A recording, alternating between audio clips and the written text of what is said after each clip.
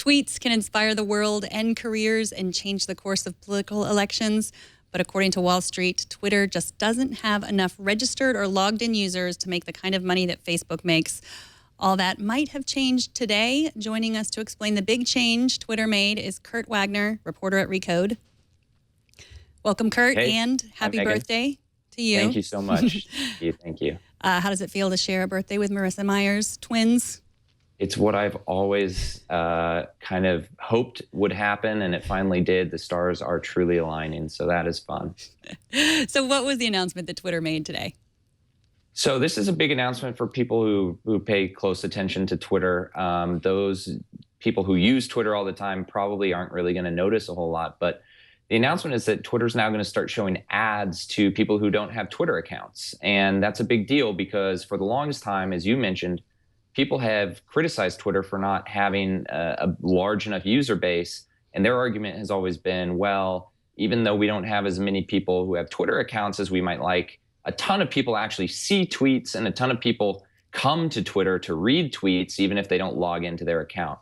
And up until now, Twitter hasn't been making any money off of those people. So a lot of people are reading Twitter content, but Twitter's not showing them ads. And today, that's kind of the first step towards starting to do that. So if you don't have a Twitter account, but you click on a tweet and say maybe a Google search result, you might go to, for example, Megan. They might show up at your profile and they might see an ad while they're there. So even though they don't have a Twitter account, Twitter's still making money off of that person. And so Wall Street seems pretty excited because this is a chance for Twitter to actually make a lot more money than their user base may have originally let them do. So now the way it works now is that if I'm going through my Twitter stream and I see ads that are presumably directed at me based on who I follow and what I tweet. Did they get any other information from me besides those two things to target me with ads?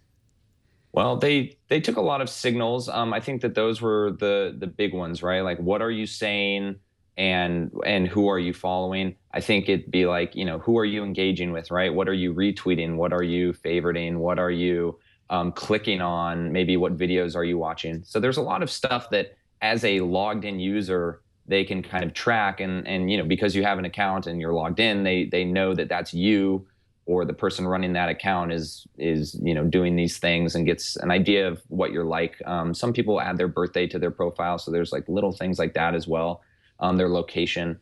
But for the most part, if you're coming in from a Google search, they don't know anything about you. So what they're saying is that, hey, these ads are still valuable and we can still make money from them because much like how Google's been making ad dollars all these years is that they take search context, right?